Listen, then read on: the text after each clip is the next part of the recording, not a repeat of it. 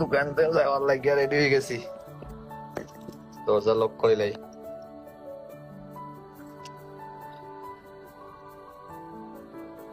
এখানে অত ঠান্ডা নাই, বাইরে অত ঠান্ডা লাগে না। বেঙ্গালুর মোটামুটি ওয়েদারটা ঠিক আছে, ত্রিপুরার তো ভেতরে ঠান্ডা। আমি নিচে যাইলাম, সিঁড়ি নামিয়ে পুরা সাইড থেকে নিচে নামতে নামতে হ্যাঁ নাকি দোকানের মালিক হয়ে গেছে। দোকানের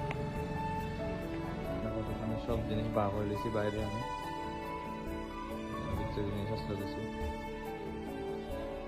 তো অক্ষণ কিচ্ছু করতাম না, এখানে বই থাকবো।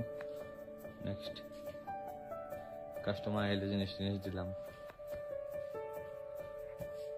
বেঙ্গালুরু থাকার মজাটা আলাদা। রাত্রে যাও গিয়ে ঘুমাও, খাও, সকালে আবার দোকানে ডিউটি করো।